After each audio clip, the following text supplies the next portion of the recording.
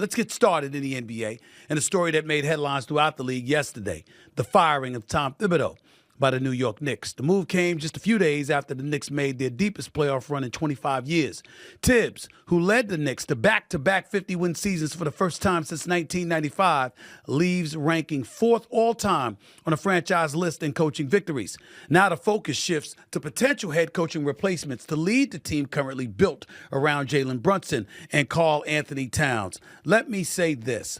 Before I get into it, I want to tell you this. There are a bunch of names that need to come up. In a few seconds, I'm going to give you about 5 of them. I'm going to give you about 5 of them because you need to know. You need to know. You need to hear the people that's on my list, all right? And I got some honorable mentions as well, and I'll explain why, because I'm going all down the line, all right? I'm going all down the line. Just to tip off my producers, Sam Cassell, Ime Udoka. You can talk about coaches under contract, mind you, okay? The Ty Lues of the world and the Mike Malones and everybody else, Rick Brunson's even, all of them. I'm coming with a second. But let me say, before I even get into it, let me play a clip for you that was very, very interesting during my day job on First Take, #1 morning show for the last 13 years and counting. Thanks to y'all, by the way. Thank you so much. Continuing to support your brother. I was on a First Take this morning on ESPN with my man Jay Williams, and I can't take credit for this. I got to give him credit for this because my man Jay Williams came up with an idea that absolutely positively blew me away because I didn't think about it. Why wouldn't I think about it? I don't know why. I think I know why, but I'm going to tell you in a minute. But not before I play this clip with me and Jay Williams talking. Check this out. You can't win in 2025 playing 1990s basketball. You have to change up your style. And I do think there is a coach out there that is currently coaching the Houston Rockets that will be the most amazing fit in New York City, and that's Ime Udoka.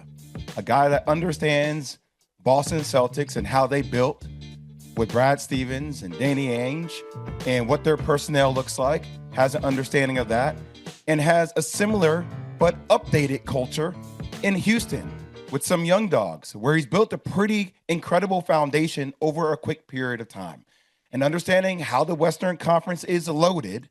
And look, the Knicks have money to spend. I think Ime Udoka is the choice. I think he's the person you run towards. And I think you find any way to pry him away from the Houston Rockets organization and bring him to the New York Knicks. Because I think he epitomizes who the New York Knicks are as a franchise. Now, what you didn't see there was me go, ooh, I didn't think of that. It's a great idea. But here's why I didn't think about that. I know a few people in Houston, including owner Tillman Fertitta. And I'm telling y'all, ain't no way in hell New York Knicks getting Ime Udoka. Forget H-Town being H-Town because it's pretty fly. Forget it being in a state with no state income taxes. That's cool too. Ime Udoka is under contract for the next 2 years. He can't leave unless Tillman Fertitta granted him the freedom to do so. And I'm here to tell you, that shit ain't happening.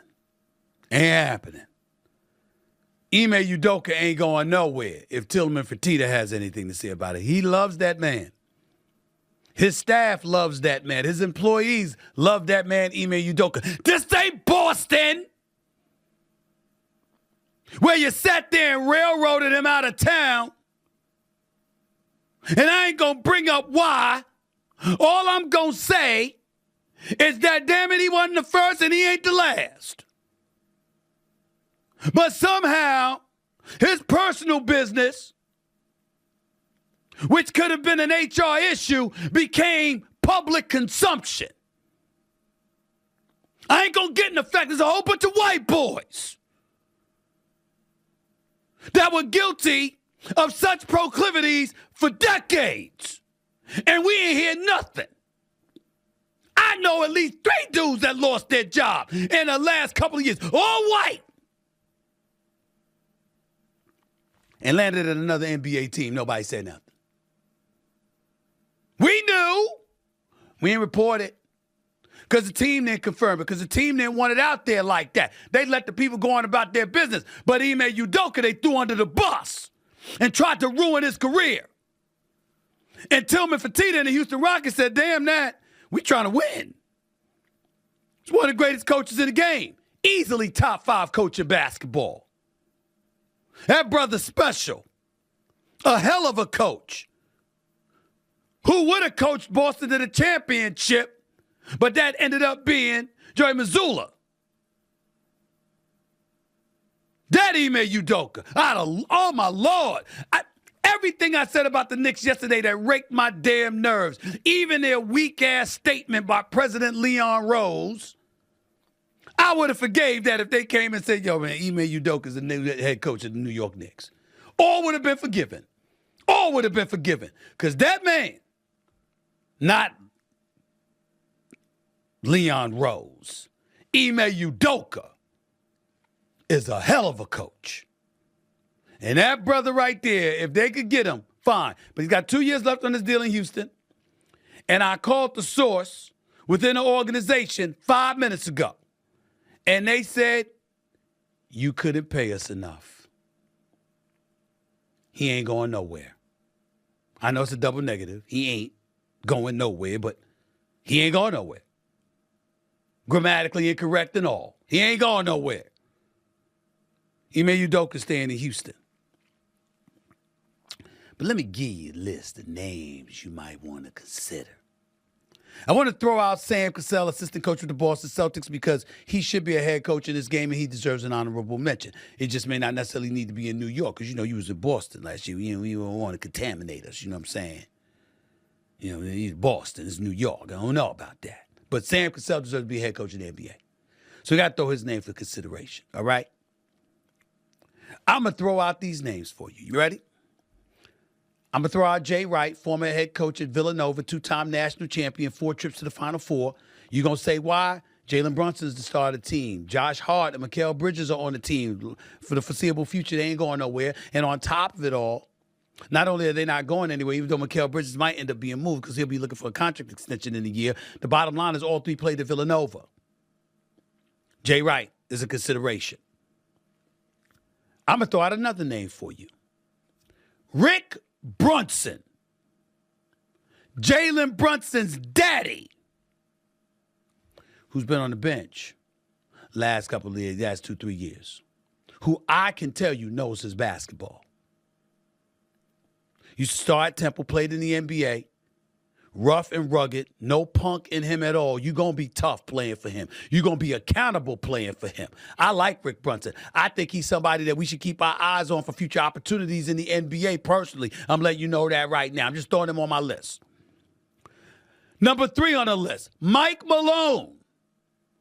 Former coach in Denver, won an NBA championship a couple of years ago, just worked with me during the Western Conference Finals. I would have no problem if the New York Knicks picked him as the next head coach of the franchise. No problem whatsoever. I know he departed under tense terms because players kind of needed to hear a new voice. He was big on player accountability. He didn't have the greatest relationship, reportedly anyway, with the GM, Calvin Booth. And so both of them ended up getting booted out of there by the Kroenkes, who own the team. But Mike Malone is a champion and a damn great basketball mind who has proven he can coach. We ain't sleeping on that. So he would definitely be on my list. Wouldn't put him top 2, though. I put Mark Jackson at number 2. Remember the Mark Jackson used to coach at Golden State? Remember the Mark Jackson that started at St. John's? Remember the Mark Jackson that was Rookie of the Year in the NBA for the New York Knicks? Remember the Mark Jackson that played for the Indiana Pacers? Remember that Mark Jackson that ultimately coached the Golden State Warriors and groomed the Splash Brothers for Steve Kerr to capitalize off of? Remember that? That Mark Jackson. Can somebody explain to me why this man is still blackballed from the NBA? Not even an assistant coach. As good of a job as he has done, as knowledgeable as he is about the game of basketball. Me personally, him, Van Gundy, I slashed them together. I'd love them being on the same coaching staff because I missed them calling the games. Love the job J.J. Redick did calling games. Love the job that Richard Jefferson with Doris Burke and Mike Breen do calling the games. Love the job that Tim Legler does. Love my man Ryan Rucco, the whole bit. No shade on nobody. I'm proud to call these folks colleagues. They're great. But I'm not going to lie and tell you that I don't miss Mark Jackson and Jeff Van Gundy, who, by the way, Jeff Van Gundy's the lead assistant on the Los Angeles Clippers bench. I think if Mark Jackson were to get a head coaching job, Jeff Van Gundy should be his top assistant. I think if Jeff Van Gundy gets a head coaching job, Mark Jackson should be his top assistant. That's how I'm flowing with it. That's how I'm flowing with it. And not only that, when you consider New York and the sizzle that you need, since people like Leon Rose don't want to talk to the media, you know, it helps to see a guy like Mark Jackson talking because he's one of our own in New York. You understand? We love Bishop Loughlin, St. John's, Knicks. This is Mark Jackson, one of the greatest point guards in New York history, by the way.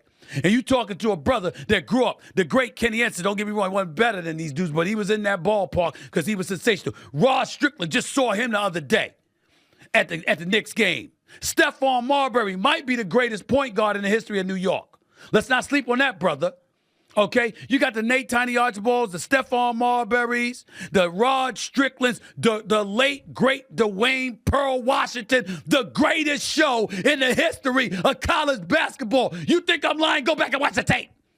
Go back and watch the tape.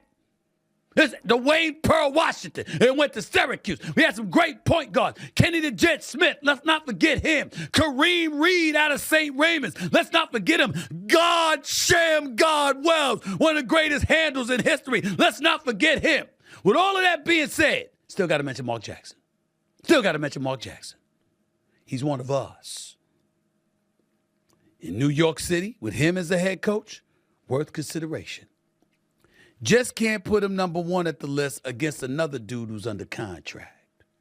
And I put Ime Udoka in the same category, slash him number one with the great Ty Lue for the Los Angeles Clippers. A champion, somebody who continuously overachieves, who makes in-game adjustments, who, if James Harden was short for a Game 7, who knows how far he would have gone.